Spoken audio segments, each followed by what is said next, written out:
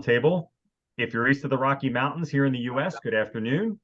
Good morning to those out west, and hello to anyone joining us from the far corners of the earth or watching online in the future.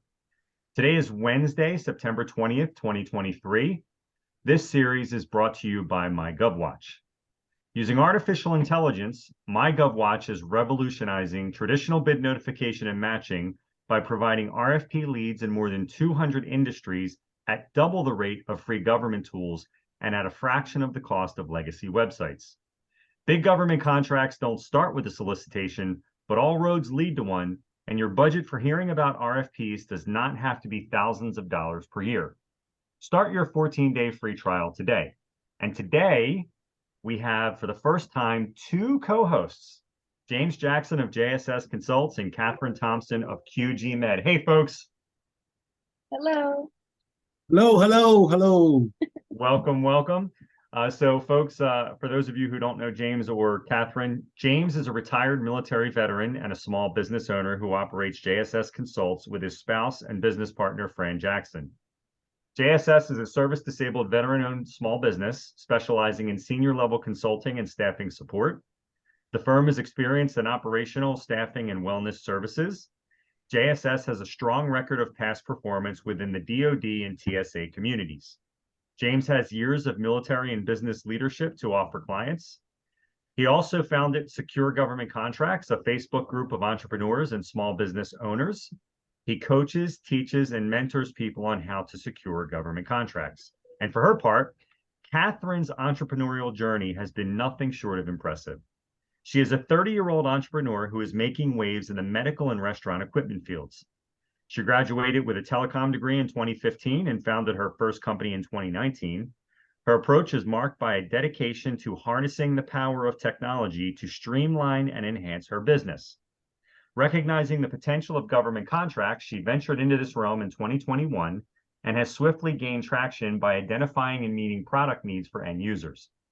Her strategic acumen and abilities to secure state, city, and federal contracts has garnered her widespread acclaim and cemented her position as a player in government contracting.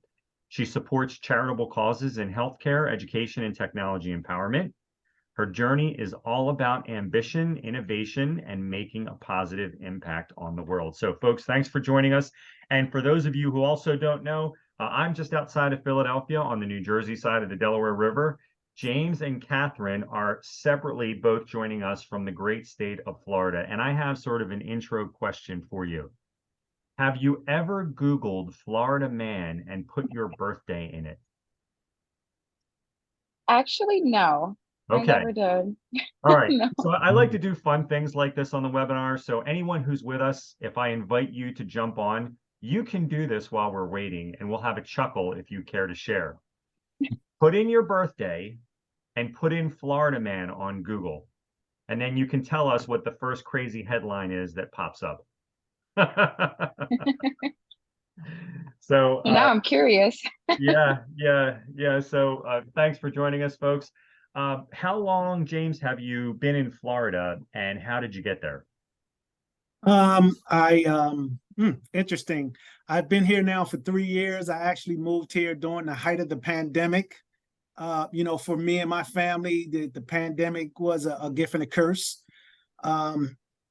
During the times when the pandemic was first happening, I was up in the DMV. I'm actually from Baltimore, Maryland, but relocated to Virginia.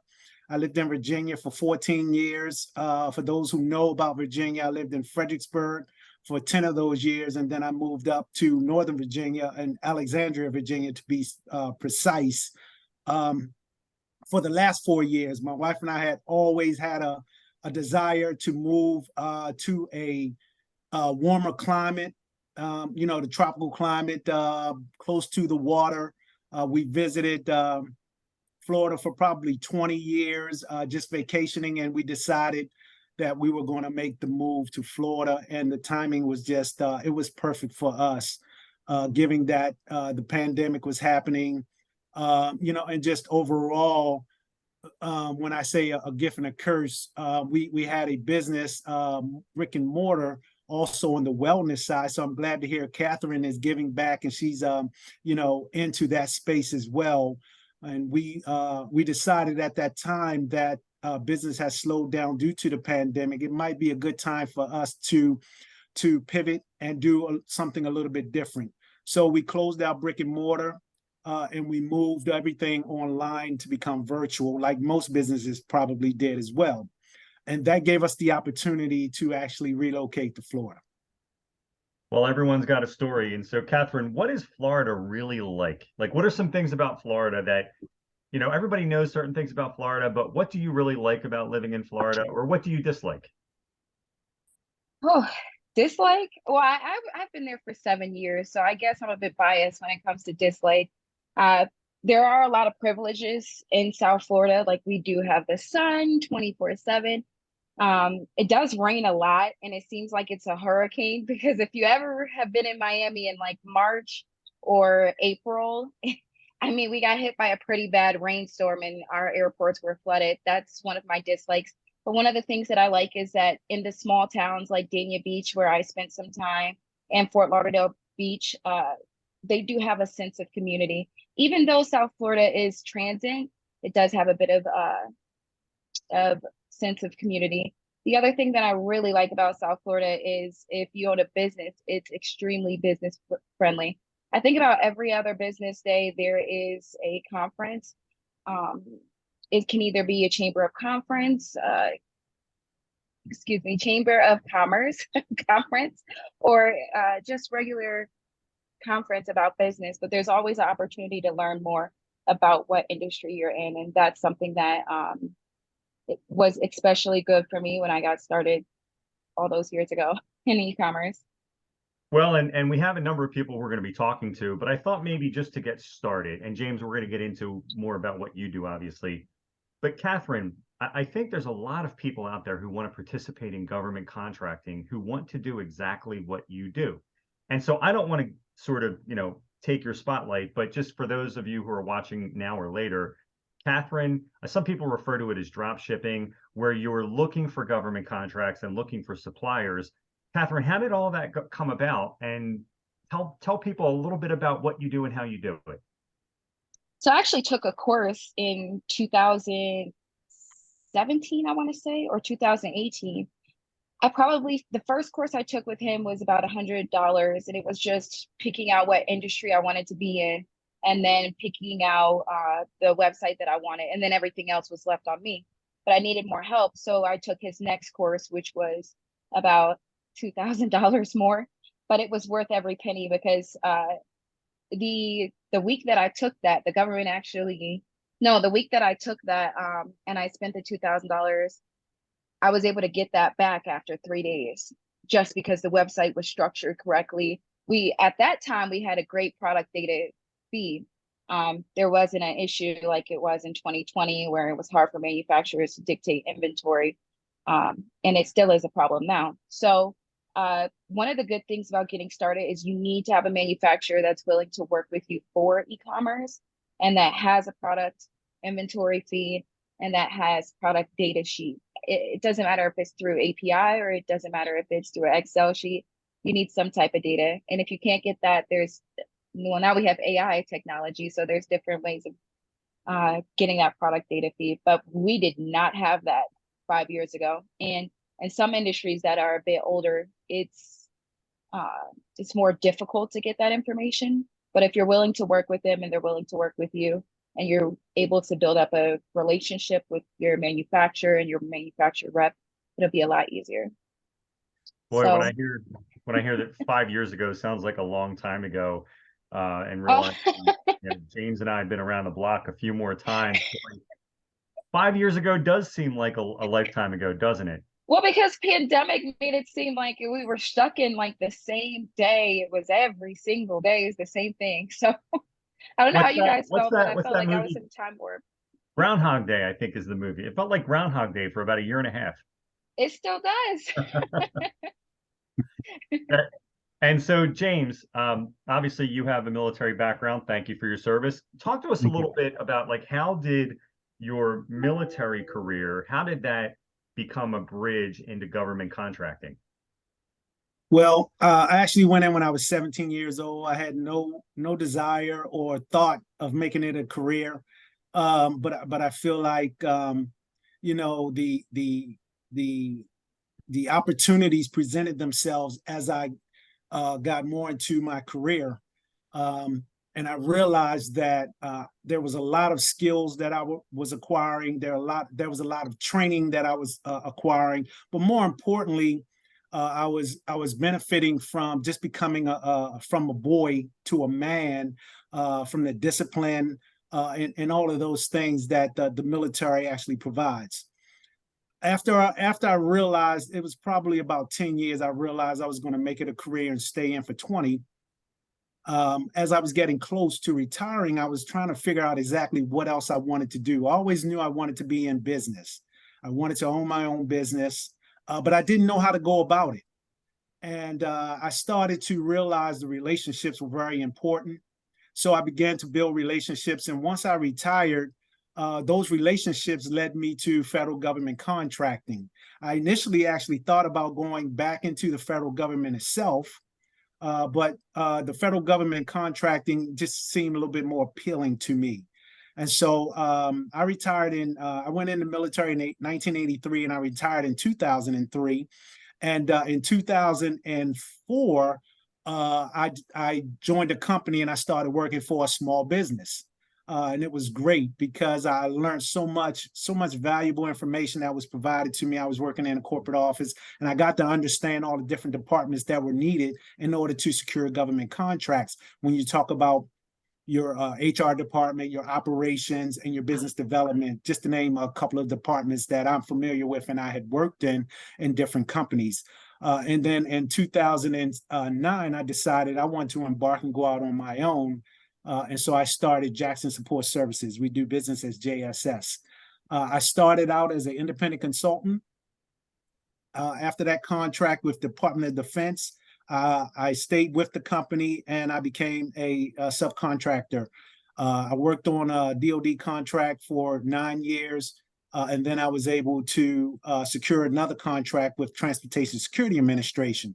I was learning a lot, but it was chief everything officer. I was the only one in my company, and I couldn't grow.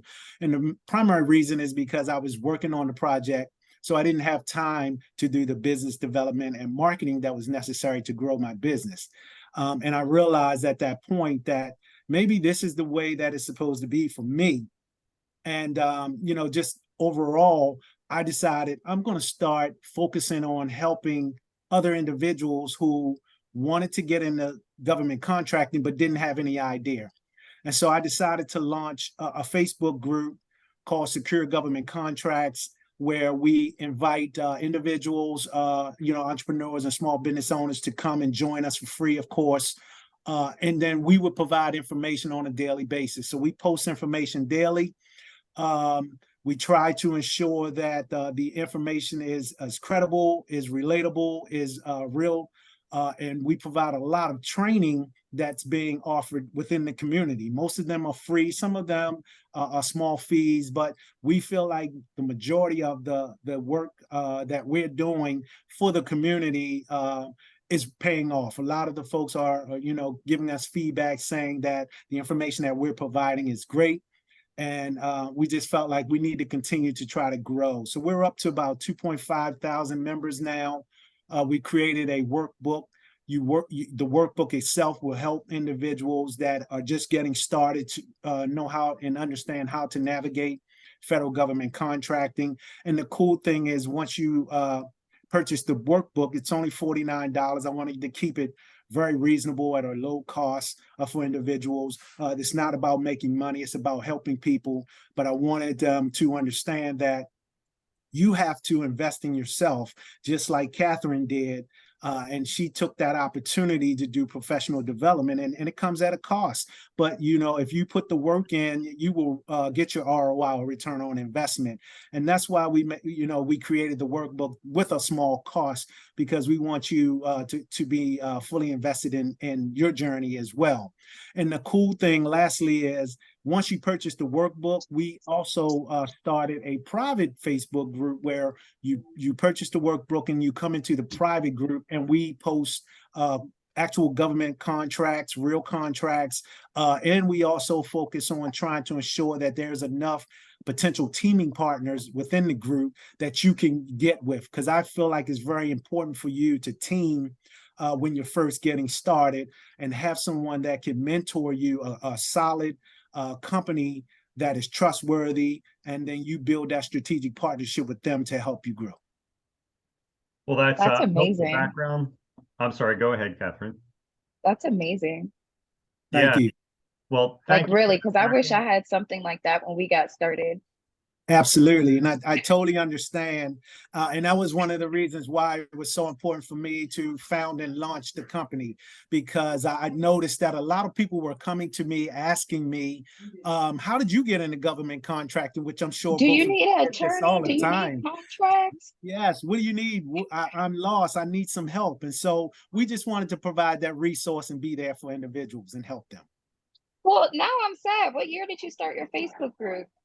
Oh, I don't feel wow. that bad. 2 years ago, 2 years ago. So if you Oh, actually, okay. I'm good then. yes, if you I was actually like, have I a should have took Facebook, yours. no, it's only 2 years old. And if you have a Facebook um profile and page, then you feel free to join us, because we're always looking for senior folks who are actually doing a government contract work, who can lend a hand with answering questions and just providing your knowledge. And that's one of the things that Nick does. He's in our group as well, and we promote Nick, and we promote MyGovWatch. We want to make sure that all of our members know that he has a great platform and he's a great individual, and he's the type of person that I like to connect with. I'm always into strategic partnerships, so I want to work with Nick. I definitely want to work with you, Catherine, now that we've met. And Oh, of that's what course. it's all about. That's exactly what it's all about. Well, and James, Yes. at the end of the session, I'm going to ask you to share with people specifically how do they get in touch with you, and how do they get access to the workbook. But I'm going to go back to something we said at the beginning about like some of these crazy headlines. You're both in Florida. So as you were talking, I Googled my name or my birthday and Florida man, and the headline is Florida man steals alligator from golf course, tries teaching it a lesson by throwing it on the roof of a bar. So that's the Oh kind of no. crazy headline. James, what is your birth date? October 2nd, October 22nd. I'm the last day of the Libra. And Catherine, what's your birth Oh, date? I'm a Libra too. September 28th. So my birthday's in 8 days. So at some point during this session, I'm going to read a headline related to that birth date. And just so you know, folks, Lita, you're coming on with us first, then Henry, Nick, and Leona in that order. So we're gonna get to you first, Lita. But I just Oh, want to bring Q&A. up something that has been in the news over the last month or two, and that is a significant change that is being forced on the SBA due to a court case in Tennessee involving the 8A program and the disadvantaged business status in federal contracting. So anyone who's with us, if you have some interest in the 8A program, or if you're in the 8A program, raise your hand and we'll bring you in live now. But basically, and I'm going to ask you folks to sort of comment on this, but for those who are not aware of this, what happened in this court case was that a judge came down and said that going forward, the SBA will not be able to say that any one individual is presumed to be disadvantaged. So for those who may not be aware of how that works, you can be a disadvantaged business, but you have to show not only social disadvantage, but economic disadvantage. And the economic disadvantage is it's sort of an objective standard, but the social disadvantage, that it has always been an automatically assumed thing for African Americans. And the court case changes that so that now anyone who's applying for the program must show how they've been socially disadvantaged. So I'm wondering if you all, have you been paying attention to this, and do you have any thoughts about that? Hmm. Looks like Henry is raising his hand. Yeah, I'm going to bring Henry on, and just while I do that, feel free to comment on that. James, I'm going to let you take over. You have a little bit more experience.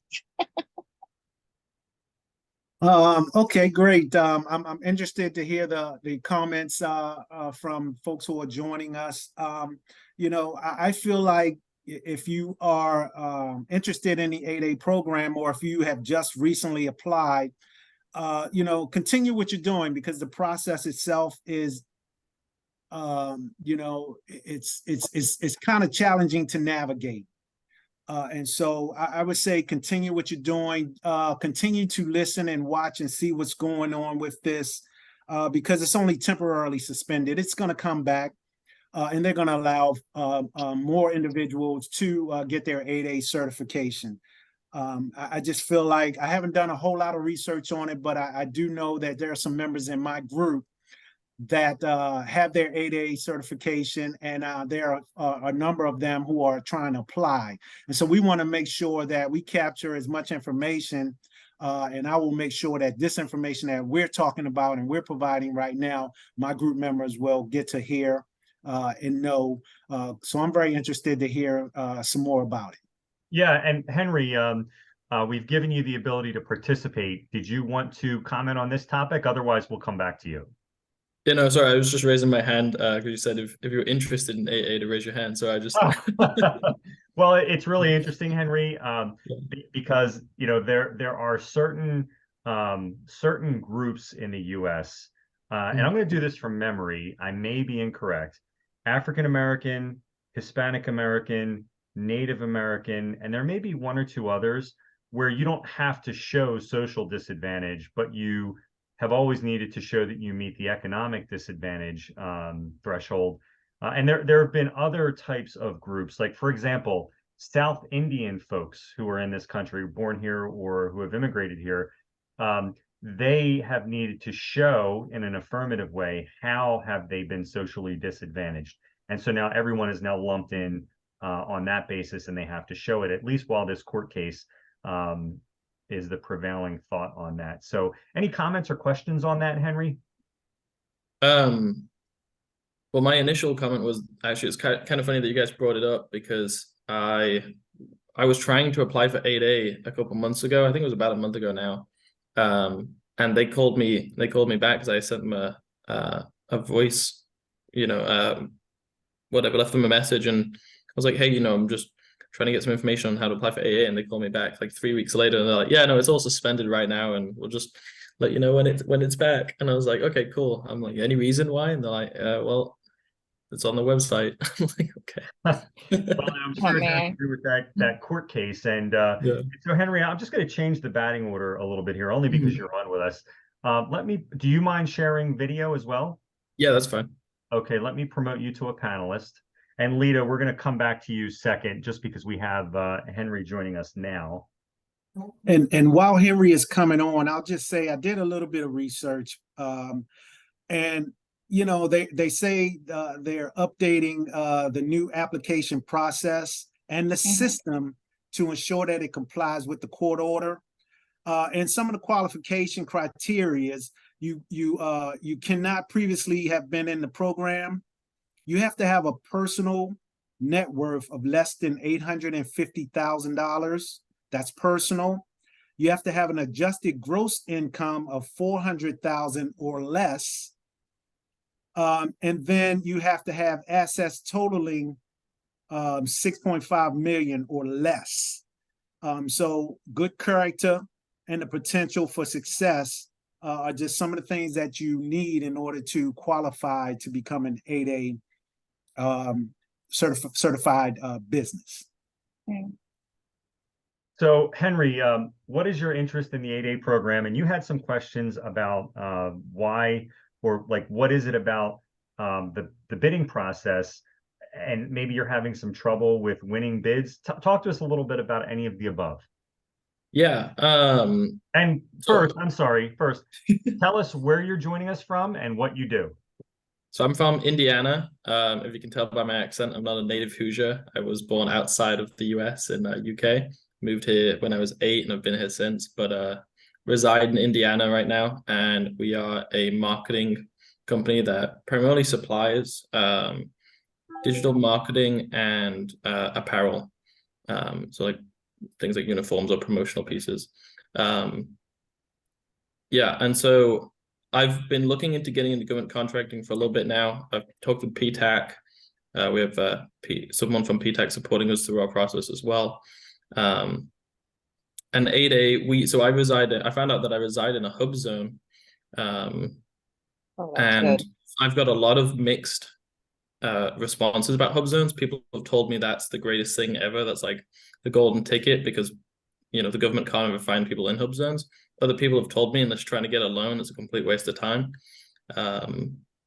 Yeah, it's kind of I've got a lot of different responses about how to go about 8A and whether it's worth it in a variety of 8A related subcategories. And yeah, we've kind of been trying to bid on a couple bids currently. Unfortunately, we've not received one yet. We've not won anything. And I'm just a little confused on what it is that I might be doing wrong or what I'm doing right, but just missing out on little bits and pieces that aren't allowing me to compete with everyone else. I'd like to say this. I'm going to throw the first part of the question at James and then encourage Catherine to comment on any of it. But before I do that, James, I looked up your birthday and I had to scroll past a number of headlines that I just could not share in this format. Like literally, if you Google it, you'll skip right past them too. The first one I found, I was willing to read here. Florida man arrested after throwing a letter G at a woman. So apparently he pulled a G off of a sign and threw it at someone and hurt this poor lady. And it reminded me of Sesame Street. Like the letter of the day is G. So I guess the letter of the day for this session is G. So I guess, James, I'm wondering what you feel like, how would you respond to what Henry's saying about the Hub Zone program? Any insight, any background on the Hub Zone program? And Catherine, please chime in as well. Absolutely. Yeah, sure. Just a little bit of knowledge, Henry. I've heard different things about the Hub Zone as well. It's great to know that you are in a Hub Zone. That's good. I would say since you are in a Hub Zone and if you are actually going to pursue government contracts, I would highly recommend that you do pursue the Hub Zone. It's a great contract vehicle that you can use.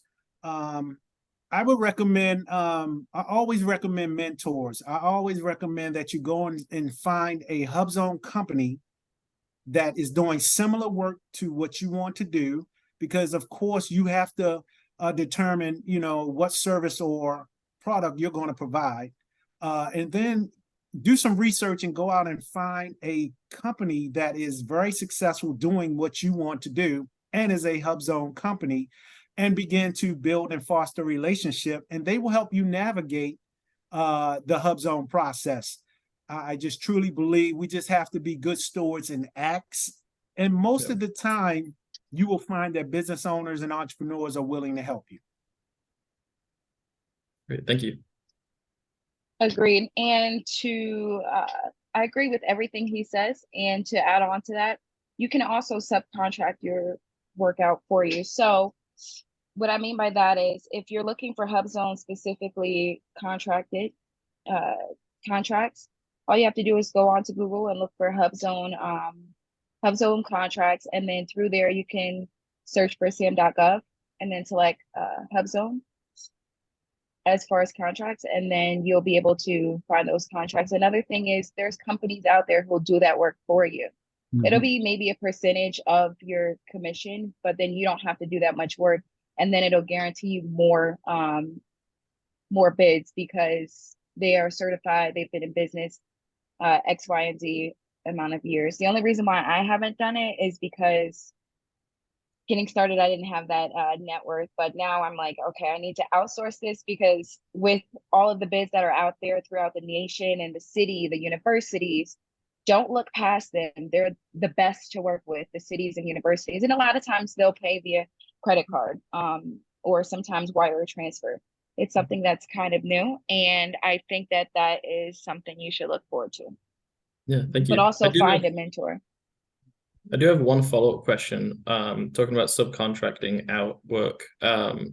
Is there a way to go about, because if you're subcontracting out, the idea, I guess, as you're getting started is to use the experience in business as your leverage point. if I'm understanding Yes. that correctly.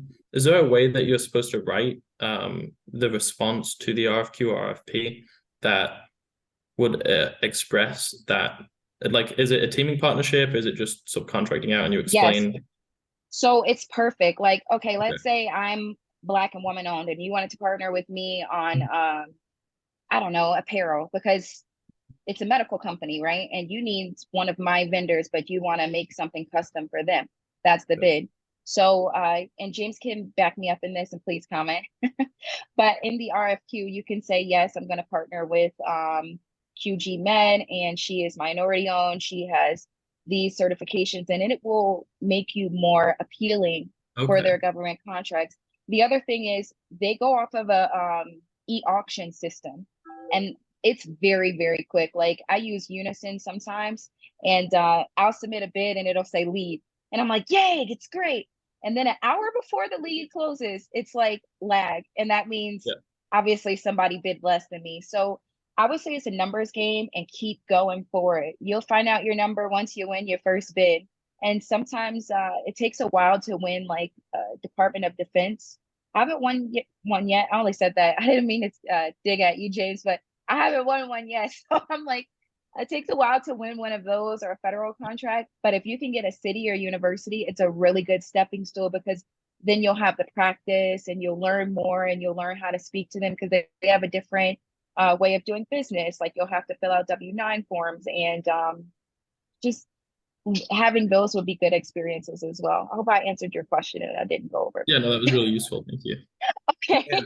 Yeah, I totally agree. Great answer, Catherine. And I'll also just add on and say that as I mentioned, mentors there, as Catherine mentioned, there are a number of companies out here that will actually you can actually outsource the work. You can actually hire them to assist Yes. you not only with your HubZone application process, but also there are a number of companies out here that can assist you with Throughout the whole writing your process. proposals. So, you know, find those companies, make sure you do the research because there are a number of companies out here that are scamming. So you got to be very careful. Yeah. But if you find a trustworthy company that does that type of work, it may be beneficial to bring them on your team and hire them to do that work and outsource it.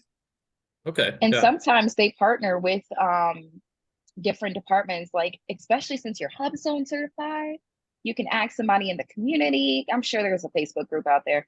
So you ask There's someone in always the a Facebook community. group. Yeah, really always, which is great, right? So you ask someone in the HubZone Facebook communities, what is a great company to outsource contracts with, and they'll be able to help you. And sometimes someone in your niche will be able to help you with those contracts as well. And apply for all of the certifications that apply to you, all of them. And I mean, if something seems like, oh, I don't really need this, do it because there's a grant out there that's got your name on it. There's a loan out there that's got your name on it. There's something out there for you. So congratulations, HubZone. That's so great. Yeah. And also, Henry, I would say this too about the HubZone stuff. It creates an opportunity for co-opetition, if you've ever heard that made-up term. And what I mean by that is this. Let's say there's going to be a federal procurement in an area where you know you could probably meet the need. If they release what's called a sources sought notice, right? And let's just say you know of 5 or 6 other HubZone companies that can do that work. You can have a networking association with them and encourage all of them to reply to the sources sought notice. And now if 6 companies capable of doing the work or meeting the need all reply to this sources sought notice, they may then have to set it aside for HubZone companies. Now you're not competing with the world or even all small businesses. At that point, you're only competing with a handful of other HubZone businesses. That's really smart. So that's a strategy people use. And so did you have other questions about some of the other things you've been bidding on? And just before you tell us the other part of your question about some of the things you've been bidding on, Catherine, I will say that I found a link about what happened in Florida on your birthday last year. I knew you were gonna say it. Yeah, here, listen to this. Man attacks Elmo and Elmo wins. So oh, not Elmo. what happened, and CNN's first line, whoever wrote this, boy, this is a good writer. A Florida man picked the wrong day to tickle Elmo. A man gets into a fight with a character dressed as Elmo, or a man dressed as Elmo, and he gets his butt kicked by Elmo, and it made the news last year. Did Elmo get his letter G back? So Nick, what is your birthday?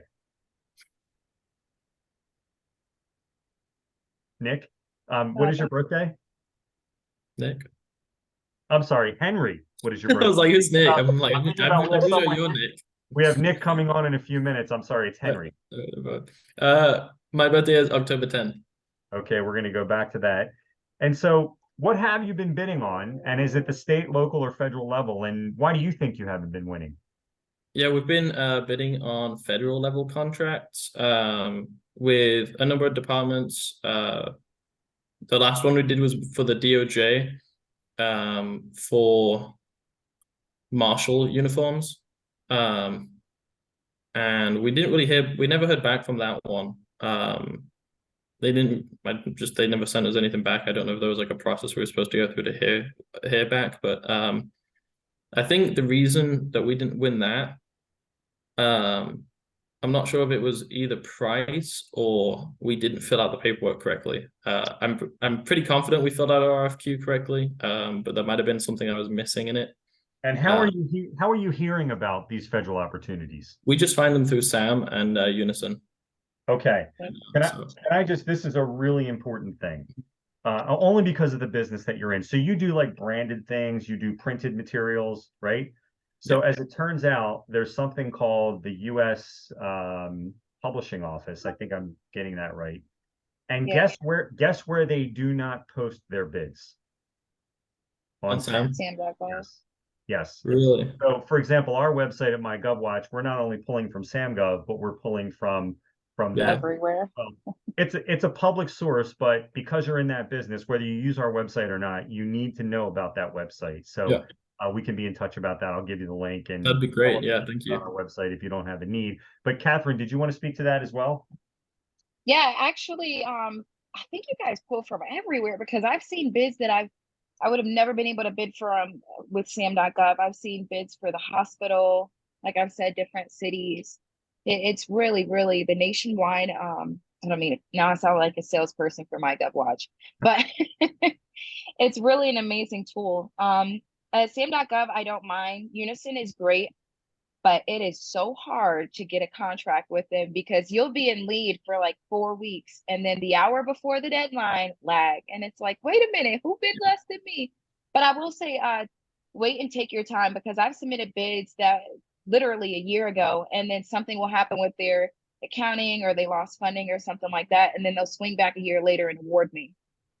So don't lose hope. You might still be able to win if it hasn't already closed. It takes a long time. How would you go about keeping that contact then? Would they just reach out to you like randomly, or is that because you've done some sort of like process to keep them as a warm contact? Oh, no, they'll reach out to me whenever they're ready. I'd like to say I reach out to them, but I don't want to bother them. You know, they do give you the emails in SAM.gov of the military people, and I just would rather not bother them.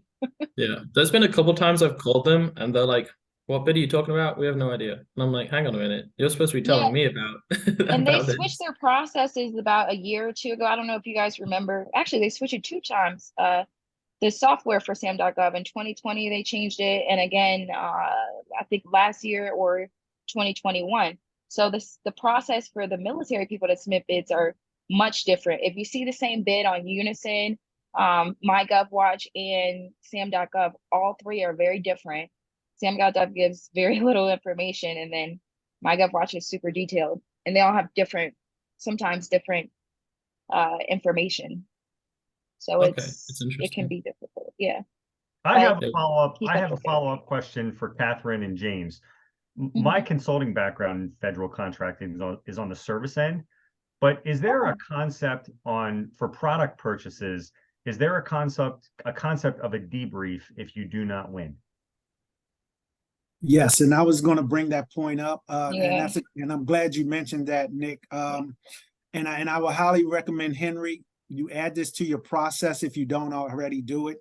Whenever you unfortunately do not win a contract, request a debrief. Every government agency that I understand, from my understanding, they are if you ask for a debriefing, they are to provide you a debrief.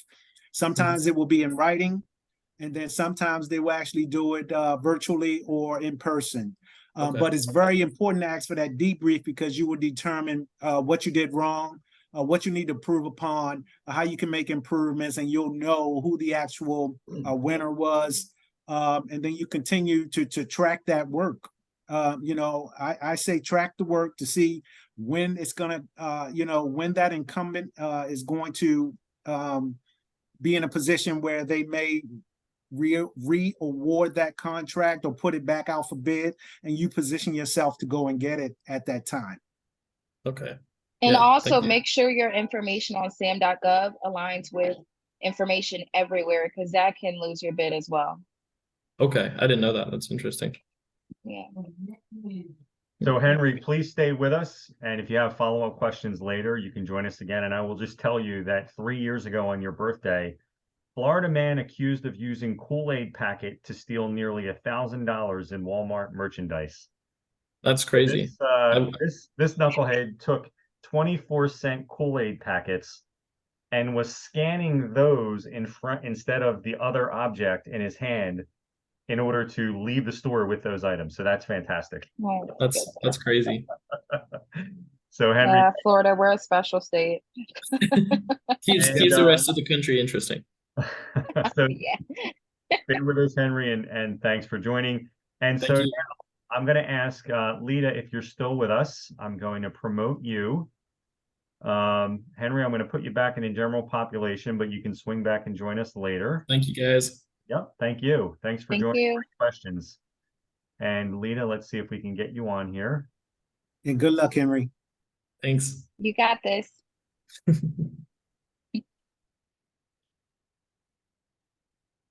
Okay, and Lita's coming on.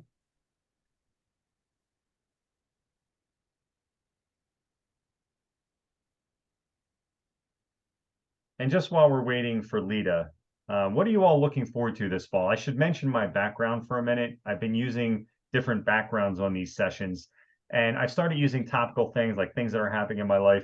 We're going back to this beautiful place. You might be able to see some kids over my my right shoulder here. This is a waterfall in Pennsylvania. There's a park called Ricketts Glen State Park, and there's like 16 waterfalls in a circular trail that takes about 3-4 hours. We're headed there next month.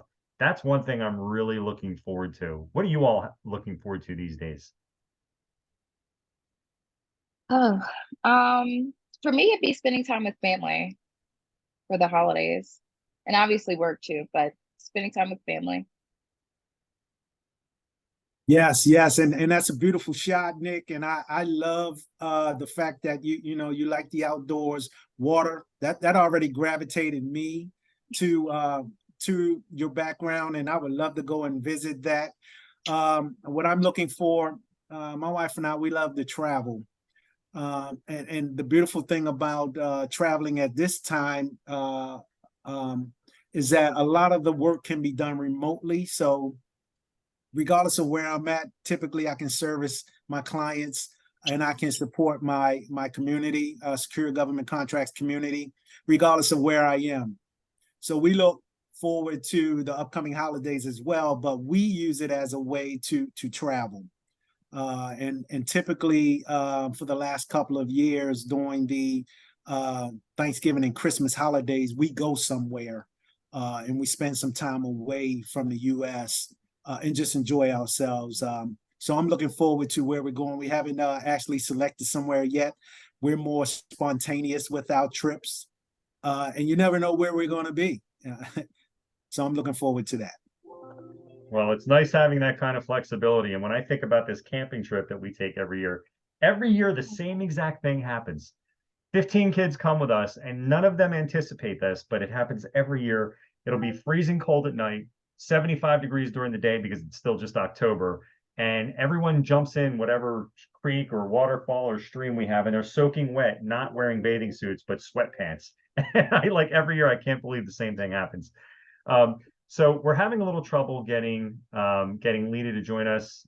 Leona, I see that you are joining us. If you could share your audio or video, it looks like we're having you come in here. Leona, welcome. Hi, how are you? Welcome to MyGovWatch Live, the B2G Roundtable. Where are you joining us from and what do you do? I live in out just outside of DC. Just moved here from New York, so I'm not used to saying it yet, but here I am. And I have a consultancy where I do innovation and experience strategy and design. So yeah, I was super interested in attending. I've definitely spent a lot of my time in the past working with like big brands, big companies, and I very much kind of want to transition to kind of more social kind of good organizations and government contracts as well. And yeah, I mean, I have so many questions, but I'll try and hone in. Well, I have one. And by the way, I was really intrigued by the topic that you wanted to talk about today. So I'm anxious to get into that. But what's your birthday? May 1st. Okay, we'll come back to that. So Leona, you were interested in talking about implementing innovation in government contracting or in government initiatives where you have traditionally implemented innovation in corporate environments. Is that right? I think that's right. I think the biggest challenge, probably there's a first challenge, which is like, how do I even get in front of government contracts and all that? But I think the bigger question also is just, is innovation kind of on the top of mind of people in government? Is that even like kind of like the language I should be talking about? And how kind of do you go about it? I did one kind of bid way back when, which was about research for transportation around COVID. And I approached it very much the same way I would kind of like a normal proposal or pitch. And I just like heard back and they were like, yours looked completely different from everyone else. We didn't even know what to do with it and kind of like shut me down. So yeah, lots in there, but I'm curious to hear what you guys think on that topic. Well, I'll turn it over to our co-host, but ultimately the question is, do people in government want innovation? And if they do want innovation, how do they consume that innovation? What do you all think? I think having a good mentor, especially for I'm going to piggyback off of James again, but I don't have that much experience with innovation, but I do see there's government bids for literally everything. I think that if you find a good mentor that's sort of in your niche, they'll be able to outline exactly how to do it and what they're asking for and what you're looking for. Because sometimes the things that they say, it may not make sense to us because we're used to do a business B2B, sometimes B2C, but B2G is completely different. And I think if you find through his Facebook group, not promoting you, James, I'm just promoting everyone. I think it'll be most helpful. And don't ever stop with the government bids and just keep your information up to date too. So yeah, that's what I got. Yeah, that's good. That's great advice. And I would also recommend to continuously do your research. There are a number, as Catherine mentioned, a number of agencies that are looking for innovation. One that comes to my mind is the National Science Foundation. I've seen numerous they actually have a directorate for technology, innovation, and partnerships. And they have numerous funding opportunities to get you started there. And I think one of them is called NSF Startup Funding, and it's an innovation funding opportunity. So I would say go there and look and see what you can find. And as Catherine said, look for those partners that are doing that type of work. That's always my number one answer.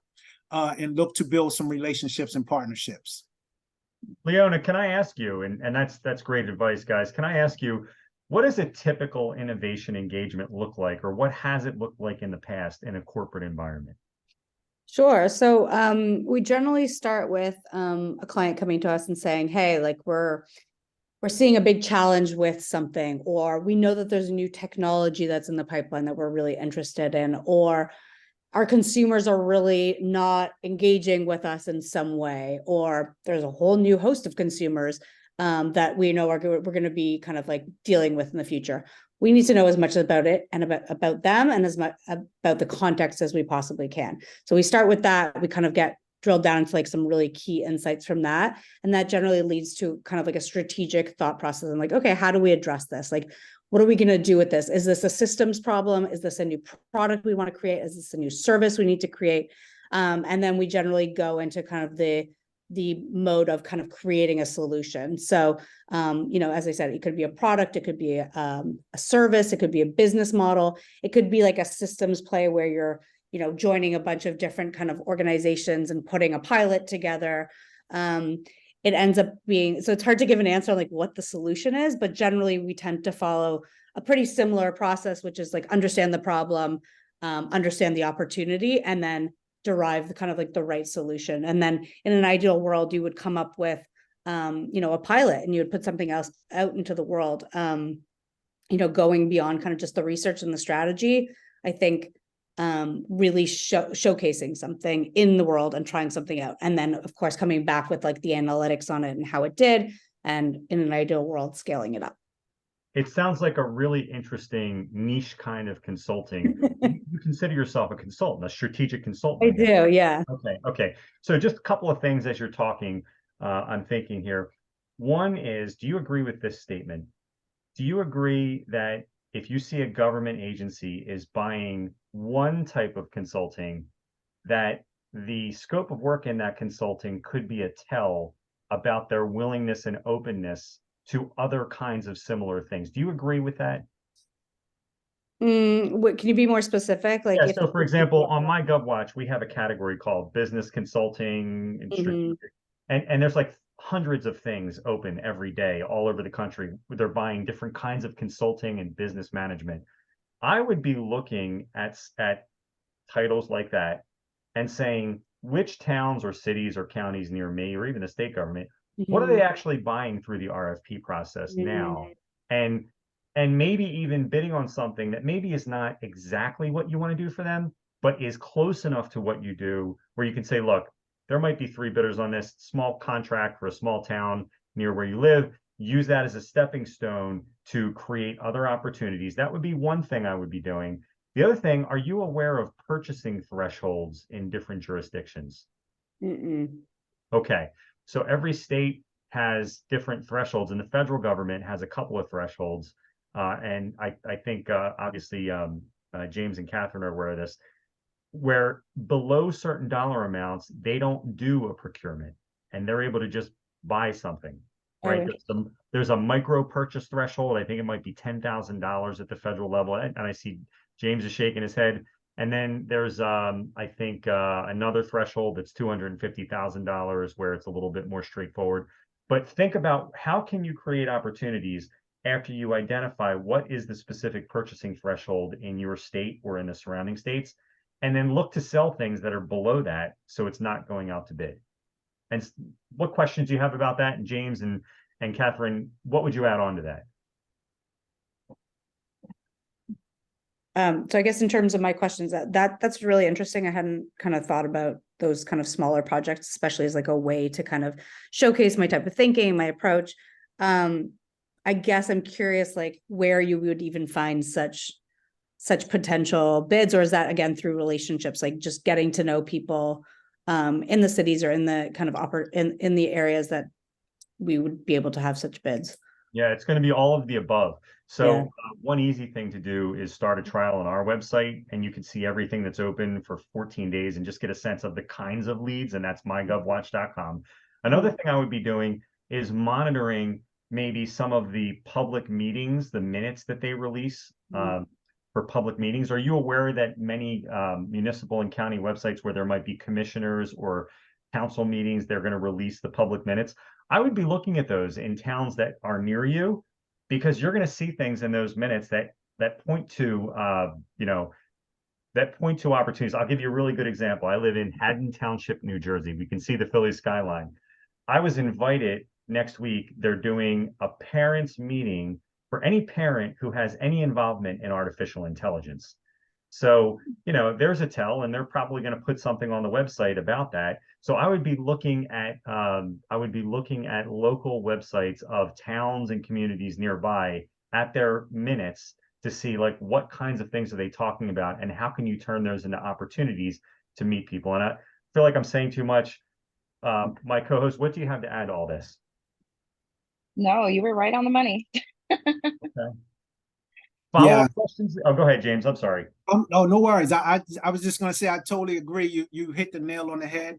I would also say take a look at, once you determine the agencies that you want to support, take a look at their website. Most of them have micro purchase a page where they will show you actually what type of contracts are actually out there in their agency to bid on. I call it the low hanging fruit. And so, I think Nick has given you some great advice. I always tell my clients and my community group members to go after the small ones first. The big boys are already going after the big contracts, Yeah. but a lot of them aren't looking at that low hanging fruit, and those where the small businesses can really grow. Yeah, there's a little bit of a misconception, Leona, that whenever an RFP is released, they already know who they want. Well, in many cases, that's true, but it's not always true. It's not even true in the majority of the cases. So the smaller the town, how big is are you living in DC or in the surrounding community? No, I'm in Maryland. Okay, so there's lots of medium and small sized towns there, and we have their purchasing activity on our site. So just because there's an RFP that says change management or a strategic consultant doesn't mean they already know who they want. So I would be looking at smaller opportunities in the beginning. Great. This is all so helpful. Thank you guys for making the time. Yeah, and if you start a free trial on our website, I'll extend it to 30 days and we'll trade some emails about that. Oh, thank you so much. Yeah, thanks for joining us, and just come on back on if you have follow-up questions, Leona. And by the way, I'll just tell you the headline that I came up with when you were speaking earlier. I see a headline from 4 years ago. Florida man arrested after allegedly breaking into an office, leaving a sign in the window that says, "Secretary wanted $17 per hour." What a strange thing to do. So I'll leave you with that. Thanks for joining us. Good luck, Leona. Thank you. You Yep. too. Nice to meet you. And luck. so, Nick Kraft, we have you with us. Where are you joining us from, Nick, and what do you do? Flagstaff, Arizona, and I do web design and many related things. Oh, good Okay. news. Okay. And And, which of those things do you like to do the most? I like to do web design itself because there's a lot of variety and a lot of creativity, but I like to subcontract production out because it becomes very repetitive. But I've mostly worked in a local market, and recently won a city contract that was really based on a personal connection. And I just renewed that for a second year. And it has me interested in contracting. And so I'm at the very beginning of that process. I'm still really researching. And one of my questions is, I kind of changed it based on what's been said already, but I'm curious about transitioning from network marketing, where you know everybody you're working with, to contracts like this. I'm curious what's most important in going after contracts, and if relationship building is still useful. I mean, especially if you might do a job for somebody in Washington State and then switch to Montana, and you'd never in contact with Washington again after that. So yeah, I'm just curious. For me, with like 20 years of network marketing behind me, what is your advice for transitioning to government bids? Yeah, and I wonder, It's still, Catherine, if you have some opinions about this, because I see you as kind of like a product person, Catherine, and I wonder if yeah. your answer differs. Like, would it differ? I feel it does, but let me see what you have to say about this from a product standpoint. Oh yeah, relationships matter through and through. I think that I've had contracts that I won a year or two ago, and they called me back just because they remembered like something that I said about the city, or we we had something in common with the favorite, like the Dodgers team, or they like the same pizza that I do in New York. All those relationships matter, and going to different conferences in different states, though expensive, it can still be beneficial. So I would say relationships matter, networking, especially when it comes to government bids, matters as well. So yes. James, comments? I agree. I would say, Nick, you would have to, Mr. Nick Kraft, you would have to, first of all, decide whether you want to embark with local, state, or federal, and make that decision. Because it's important for you, once you decide, to get familiar with their policies and their procedures. Also know your market. Do your research when it comes to those different type of requirements, those opportunities, and those resources. And lastly, what Catherine said is most important for me as well, is to build those relationships. I think every agency needs, your skill set and what you bring. So you just have to determine where you're going to get started. Okay, thank you. Yeah, and Nick, so you mentioned that you have a network marketing background. So talk to me about, like, what are some of the things you've done in the past to develop relationships? Well, there's memberships in local organizations, and when I started out, I worked with the chamber, and then I moved on to like local, more independent local business organizations. And honestly, some of what I did was I worked from coffee shops or cafes regularly, and people would see me, so they would, basically think of it. But in the case of this city contract, I took the guy out for a drink and I gave him a free review of the site that we ended up taking over. And he's like, well, I can't pay you for this. And I'm like, oh no, I just felt like doing it because I can see a lot of issues that need addressing. So I basically did a little bit of upfront free work for them, and I didn't expect it to pay off, but it did. So my city has tended to go outside for a lot of their bigger jobs. So they're, I think partly the companies in town are growing up to being able to do the work they need, but also, they're trying to keep the work local. But I definitely connect with people a lot, and I have a very social nature. So it's, when I see people, I talk to them, and it's a relatively small town. It's like under 100,000. And I'm sorry, what was the town again?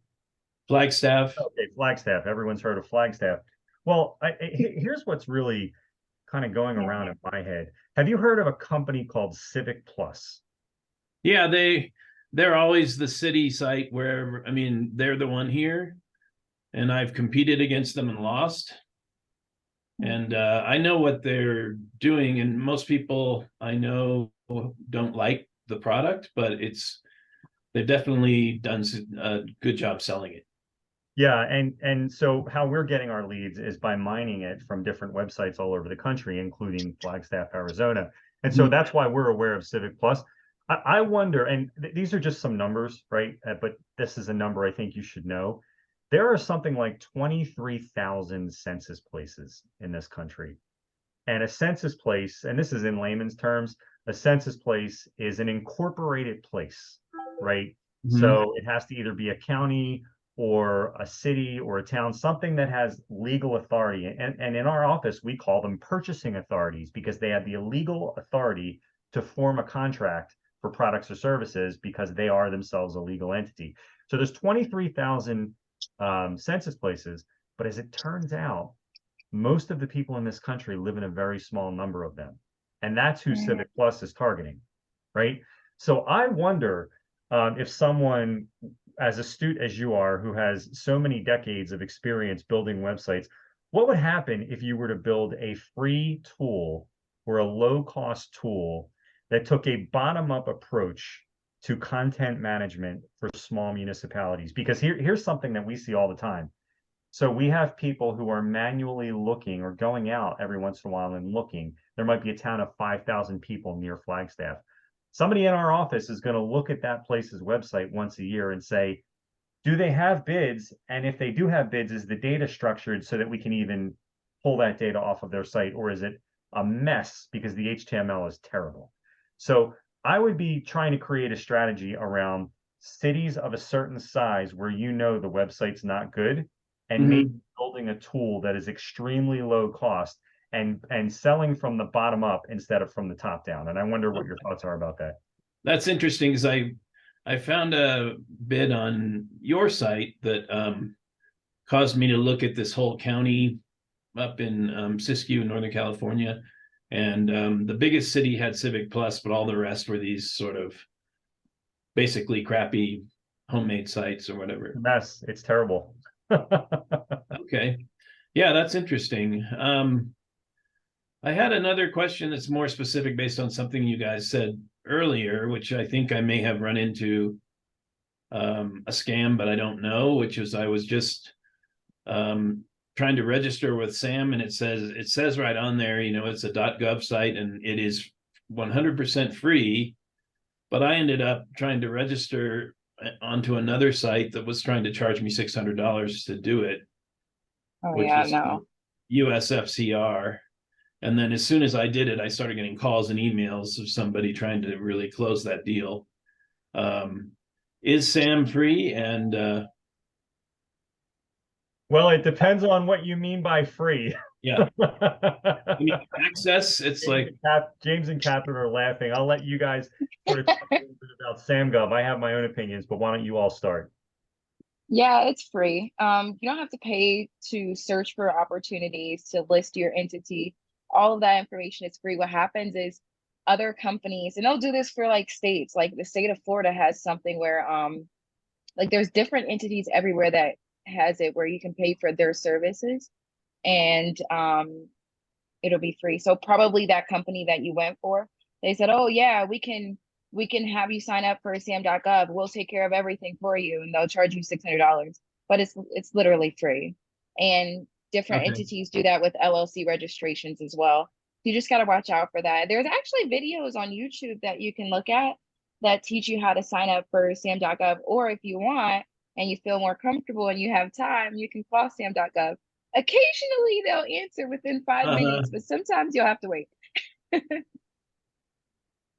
So well, yeah, it's just it's confirmation that it's very confusing because I have so many years on the web and this, you know, like, but I noticed I was switching sites and it went to a .com suddenly, and I'm like, I certainly am not going to pay this fee right now. But oh no. And one other thing is my own reaction to what I'm seeing in the bids is some will tell you what their budget is and some will not. And the ones that don't make it really clear whether it's there or not, you kind of have to look really hard to be sure it's not there. But my own reaction is I don't really want to bid on one where I don't know the budget, because it's just afraid of getting denied. I mean, does that make sense? Or it makes total sense. Like, especially if you're a beginner, you don't want to bid on something where you might be too cheap or you might be too above the budget. You wanted to make sure you're doing something that's comfortable with everybody. But unfortunately, if you don't know the budget, just do something that's within your margin where you'll be able to walk away from the deal saying, hey, I was able to get X amount of money and I'm comfortable with this, and the customer is happy and everybody is happy about it. Yeah, I would say the budget is good, but sorry, go ahead. No, that's fine, Catherine, if you want to finish that thought. No, we're probably going to say the same thing anyway. Well, I was going to jump in and just say, just devil's advocate, right? So it's kind of like, well, how much do you want for the car? Well, how much do you have, right? So the other side of that is they don't want to show their cards, so to speak.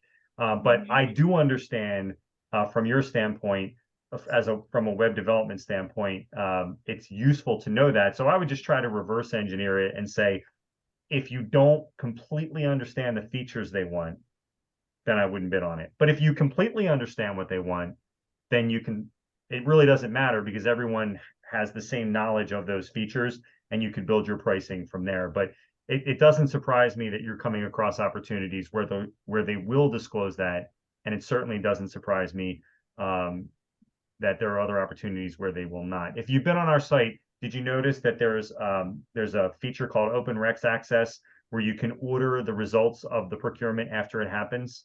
Right. Yeah, I would just encourage you to take us up on that, because it's not that expensive. So if you bid on something, we become a straw purchaser of a copy of the contract, the evaluations. So over time, if you're going to continue to bid on these, you can have us get the results. You're anonymous, and you can see where the competitors are pricing their deals. And maybe at some point, it doesn't matter what they say, because you know what everyone else is going to bid. Okay. Yeah, it seems in service, the budget is like, they're not looking for you to come up with a lower price, really. They just want, this is what they have to spend on it. They want to see how you compare to everybody else. Whereas maybe, Catherine, in your case, you're actually bidding lowest bidder type situation sometimes. Sometimes, but we also do a bit of service as well. Like we have CT machines that we have to go in for, but sometimes we don't know the budget either. We just go out there with our price, something that's comfortable with us. I mean, I have a team of guys I got to pay for. So I make sure I cover them, my profit as well, and I submit it, and hopefully it gets approved. It does take a while. I mean, literally, it takes a couple months for them to decide on who they're going to choose. But once they do, you can see who won based off of what James said. And yeah, go for it. But it is different when you bid for service versus product. Because product, they always tell you what their numbers is. Yeah. And Nick, I Most would of the time. encourage you to pay attention to the terminology that they use. So have you seen RFP versus IFB versus RFQ? Yeah. Have you seen those different terms? Not in this process, but I've seen RFQ before a bunch of times. So that's like request for quote. Request for quote, request for proposal. Sometimes they just throw those terms around, but usually they understand, or they're using the term for a particular reason. So request for proposal, look at it this way. We have a need. We don't know exactly what we want or what will meet that need. We want you to propose something and tell us what it should cost. And in that case, they may not even have a budget, or they may not have formed one. Or they may say, we know we want a website that does these 10 things, and we want a price on it. They might call that an RFQ, where they know what they want, what they're buying, and they just want a quote on it. And maybe one of you all would like to elaborate on that. Okay. Yeah, those are the hardest ones to go for, the RFQs. I try to stay away from them because I just want to bid for something that you're actually going to buy. So James. No, I agree. All of the points have been explained very well. At the end of the day, Nick, I would say you got to know what your numbers are to include your profit. A lot of times, as Nick and Catherine have said, the government won't disclose that information, and they're expecting you as the contractor or vendor to understand the requirement, as Nick said, and then price it appropriately. So unfortunately, a lot of times you won't have that budget to look at to know where you need to come in. It's strictly based on your numbers. Yeah. Okay. And even sometimes for service, they might look for, if they say in bold letters or that something is mandatory, and they're looking for something specific, and you're coming out and you're bidding for an alternative, you probably won't get the bid just because they are looking for something specific, at least for service and for excuse me, what do I sell now? Products. And for products, that's exactly what they're looking for. Like I lost a portion of a bid because sometimes with cities, they don't award just one vendor the entire bid, right? They split it up like a pizza. So the one product I really, really wanted to bid for, it was a really great brand, but I don't have a connection with them. I only had a connection with the alternative, so I didn't win that one. So maybe for you, for service, try to pay attention to those pinpoints of what they're actually looking for, and it'll help you win the bid. Okay, thanks. And then last thing I'll share is that I primarily focus on federal government contracts, but local and state, I'm sure they also have this as well. But in federal government contracting, you can look at their website called USA Spending, and you can get an idea roughly using USA Spending what the government has spent previously, and then you can back into it from that standpoint as well. So just in case you're not familiar, check out the website usaspending.gov. That makes Yeah, sense. cities have their budget out, their prior year budget. And, every year they have to put out how much they spent, how much they made, and things like that. But I'm glad you said usaspending.gov because this is something I need to. And are you typically dealing with a purchasing professional, or perhaps like the person who's going to be your contact in the project itself? I mean, is there something that's typical in between those two? Yeah, I mean, I guess I'll jump in there. Yeah. I will say that primarily you're not going to be marketing to the purchasing person during or prior to the solicitation, right? So when there is a solicitation, the purchasing person is the only person you're contacting. But if you think there's a need somewhere and there is no open solicitation, it's just like old-fashioned networking and selling at that point, Nick, where if you think you have a reason to talk to, John or Nancy, try to get a meeting with John or Nancy. But once the cone of silence starts with a solicitation, all of that goes out the window. But certainly there is an opportunity to do old-fashioned networking, as I guess we would call it. Mm-hmm. Yeah. Yeah. But Great. also read your contracts too, because in the I think it's like the first 3 pages, they make sure that you don't talk about pricing and all of that stuff with the purchasing department. You just have to make sure your cone of silence isn't on there or it is listed, because that can lead to no further contracts in the future if you don't pay attention to the cone of silence. Yeah, no, great points. And I'll lastly say, from the federal government standpoint, my recommendation to my clients and group members is always to start with the federal government agency small business office. Each of the agencies have a small business office that you can find on the website, typically all the contact information and who they are and what they do. That's probably the best place to start to build your relationships.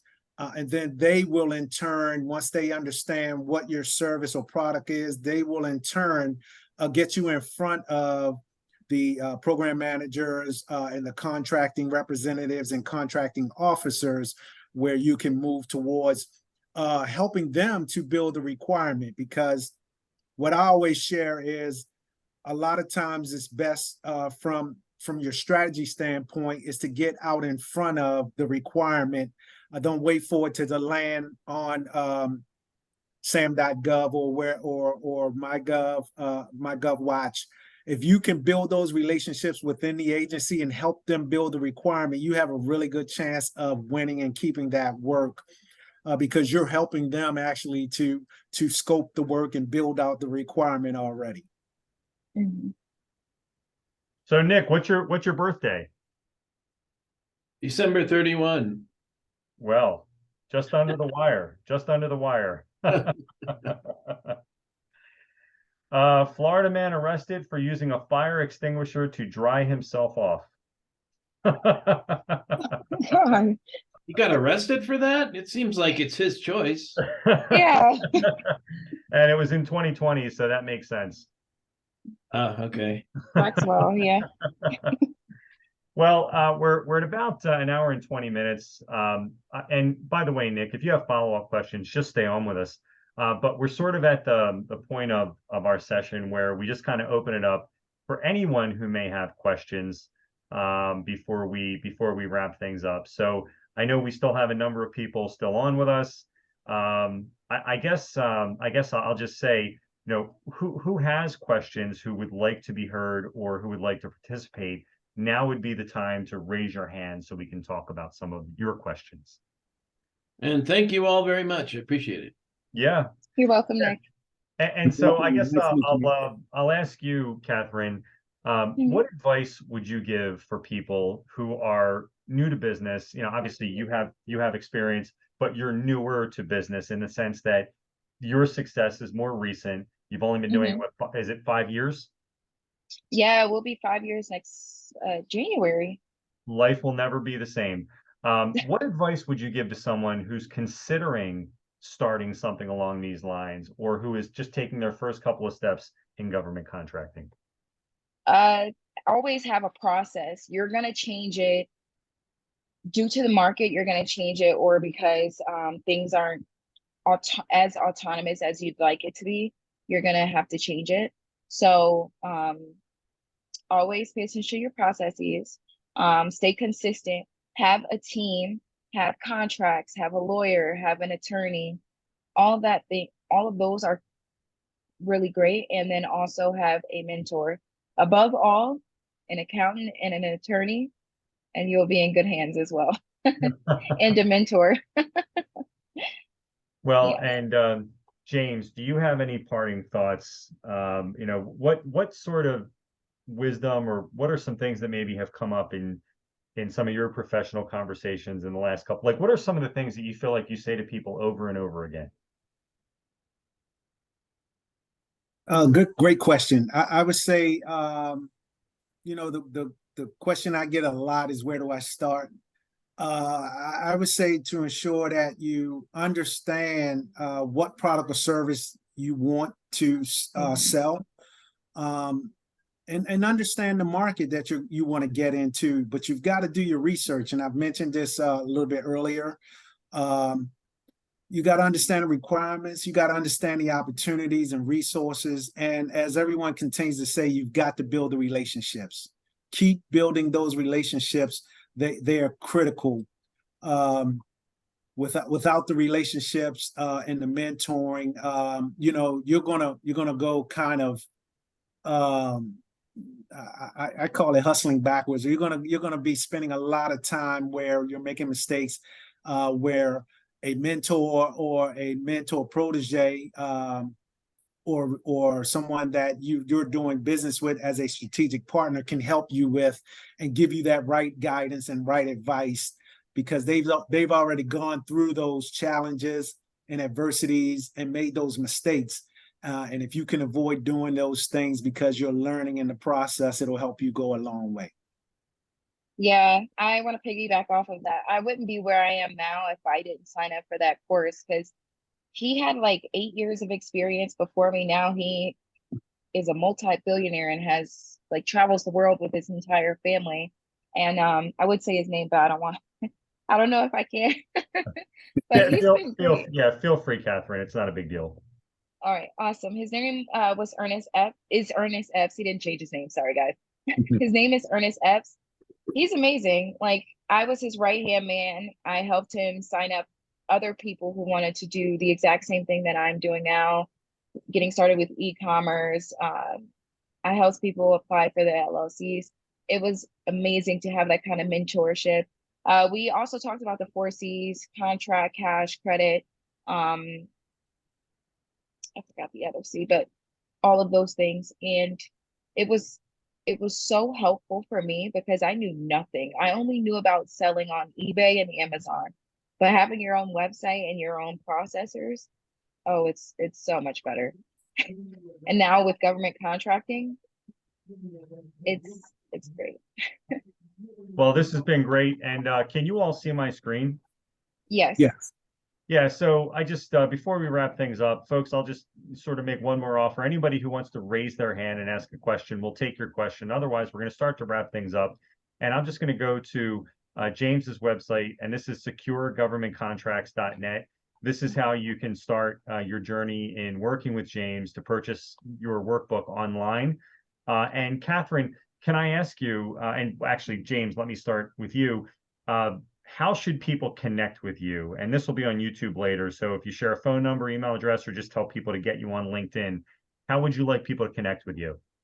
Sure. Thank you. And I appreciate you showing the workbook. The workbook is going to be sent to you digitally, but make sure you print it out. I printed out mine I use mine all the time to reference. And so, it's a great tool to help for those who are just getting started. You can reach me on all social media platforms.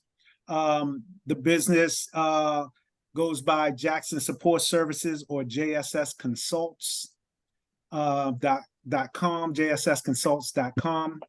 You can visit us there on our JSS Consults with an S, .com. You can visit us there on all social media platforms. You can visit JSS Consults.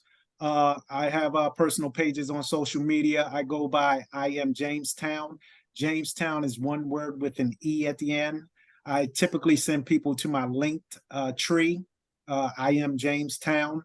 And you can find all of my services in my nonprofit work that I do in giving back to the community. So thank you for the opportunity, Nick, to speak with your following. And if I can be of any service to anyone, do not hesitate to reach out. Join our Facebook group. It's free. We provide a lot of great information. So if you have a Facebook account, you just search for Secure Government Contracts. Well, that's fantastic, James. Thanks for sharing. And Catherine, you're a little bit different. Obviously, you're not necessarily doing consulting, but if anyone would like to connect with you, what should they do? And again, this will be on YouTube forever. Awesome. Not a problem. So I can be found at Catherine@qgmed.org. It's my company's email address. It's the best way to get in contact with me. Give me about 1 business day to respond because I have a ton of things I'm working on. Sometimes I'm quicker than that, but yes, Catherine@qgmed.org. Yeah, and I will just finish that by saying another good resource, and these are some folks that we always recommend and do business with. This is smallgovcon.com. They have a fantastic newsletter, and they're publishing blog posts all the time. And a lot of them, or almost all of them, are from a legal perspective, but you read an article that has a legal spin on it, but you end up learning things that you didn't know about the federal purchasing regulation. So I highly recommend that. I also recommend the RSM Federal Game Changers podcast. I recently did an episode with them on how to properly search SamGov by NAICS and product service code. So I recommend that people look out for how to join those podcasts and how to get copies or get access to them as well. And so let me just check one last time here, folks, and see if there's anyone else. It looks like that's about it. So any other final comments or thoughts before I wrap things up, folks? No. Yeah, This has been great. Well, thank you for joining us then. And what I'll say is, and let me just go to it real quick because I should.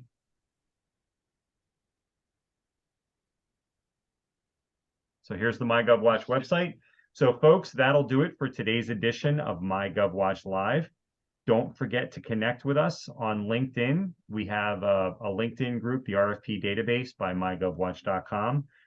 Remember, if you're not already a subscriber, start your free 14-day trial of MyGovWatch today. If you want to win more government contracts for less, you'll be glad you did. Thanks so much for joining us, James and Catherine. Have a great day. Thank you so much. Yep. Thanks. Bye-bye. Bye.